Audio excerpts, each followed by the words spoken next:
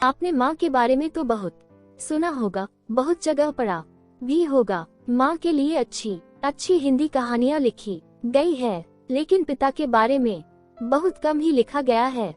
दोस्तों, ये कहानी उन पिताओं को समर्पित है जो अपने बच्चों की खुशियों के लिए अपनी जरूरतों का गला घोंट लेते हैं। ये कहानी शुरू होती है जब रोशन घर से गुस्से में बड़बड़ाते हुए निकल आया था और बस स्टैंड की तरफ आगे बढ़ने लगा। रोशन मन ही मन बड़बड़ा रहा था, पता नहीं कितने पैसे छुपा के रखे हैं, लेकिन मेरे लिए एक बाइक नहीं ले सकते।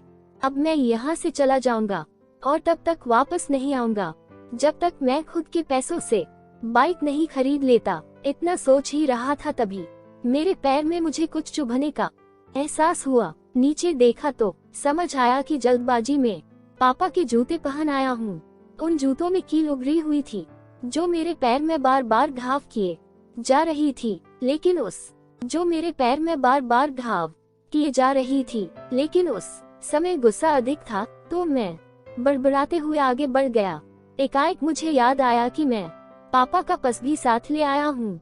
मेरे खुराफाती दिमाग में एक ख्याल आया, क्यों ना आज पापा का पर्स चेक किया जाए, जिसे आज तक उन्होंने किसी को हाथ तक नहीं लगाने दिया था।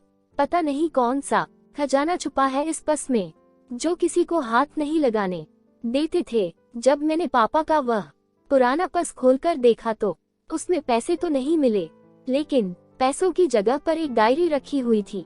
तब मैंने सोचा, ओह, तो यहाँ खजाना छुपा रखा है।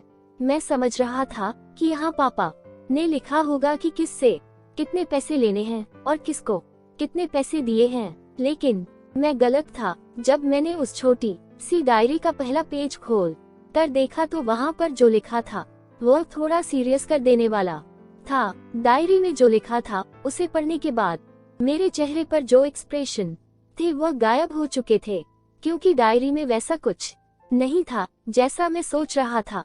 वहाँ पर उन पैसों का हिसाब लिखा हुआ था जो अलग अलग कामों के लिए अलग अलग लोगों से उधार लिए गए थे। उस लिस्ट में कंप्यूटर के नाम पर भी पैसे लिए गए थे। कुछ यूँ लिखा था, 50,000 बेटे के कंप्यूटर के लिए। यह वही कंप्यूटर था जिसे मैं आज तक यूज कर रहा हूँ, लेकिन मुझे ये पता नहीं था उस कंप्यूटर को खरीदने के लिए पैसे कहाँ से आए थे। लेकिन आज पता चल रहा था। मुझे आज भी याद है जब मैंने पहली बार कैमरे के लिए जिद की थी, जो मेरे पापा ने मुझे 2 हफ्ते बाद मेरे बर्थडे पर लाकर दिया था, जिसे देखकर मैं बहुत खुश हुआ था। और मुझे खुश देखकर मुझसे कहीं ज्यादा अगर कोई खुश था तो वह थे पापा। अब मेरे चेहरे से गुस्सा एकदम गायब हो चुका था। जब मैंने आगे का पन्ना पलटा तो वहाँ पर कुछ विशेष इच्छाएं लिखी हुई थी। पहली जो विश थी उसमें जो लिखा हुआ था, अच्छे जूते पहनना। ये बात मेरी कुछ समझ नहीं आई। तभी मेरा पाँव अचानक सड़क पर भरे हुए पानी पर जा पड़ा और तभी मेरे पाँव में कुछ गीलीपन होने का एहसास हुआ। जब मैंने जूता उतार कर देखा तो उसका तला टूटा हुआ था। ये देखकर मुझे डायरी में लिखी बात याद आ गई। तभी मुझे माँ पापा की कही बातें भी याद आ रही थी कि कैसे माँ जब कहा करती थी पापा से, अब तो जूते पुराने हो गए, नए ले लीजिए, तो पापा अक्सर यह कहकर टाल दिया करते थे, जूते अभी और चलेंगे अभी। कुछ दिन पहले तो लिए थे। मुझे आज समझ आ रहा था कि कितने दिन और चलेंगे। साथ ही साथ यह भी समझ आ रहा था कि पापा पर्स को क्यों छुपा कर रखते थे। तभी उस डायरी को पढ़ते हुए बस स्टैंड पर पड़ी बेंच पर आकर बैठ गया। अब उस डायरी का आखिरी पन्ना बचा हुआ था। उस पन्ने को जब मैंने पलट कर देखा तो वहाँ कल की डेट लिखी हुई थी। तारीख के नीचे लिखा हुआ था 50,000 रुपए बाइक के लिए। बस इतना पड़ा और दिमाग सन रह गया। अब मेरे मन में कोई शिकवा गिला नहीं बचा था, बस मेरी आंखों से आंसू चले जा रहे थे। मुझे आज तक नहीं पता तब मैं क्यों रोए जा रहा था।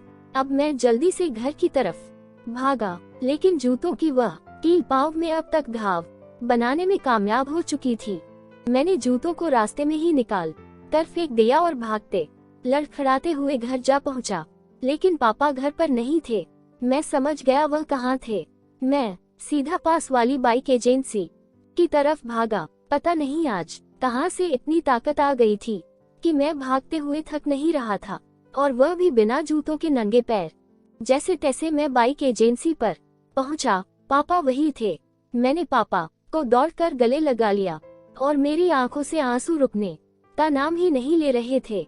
पापा को समझ नहीं पा रहे थे आखिर हो क्या रहा है, मैं क्यों रो रहा हूँ। मैंने पापा से कहा, पापा मुझे मोटरसाइकिल नहीं चाहिए, आप अपने लिए जूते ले लीजिए। अब आज से मैं जो भी करूँगा अपनी थे आखिर हो क्या रहा है, मैं क्यों रो रहा हूँ। मैंने पापा से कहा, पापा मुझे मोटरसाइकिल नहीं चाहिए, आप अपने लिए जूते ले लीजिए। अब आज से मैं जो भी करूँगा अपनी।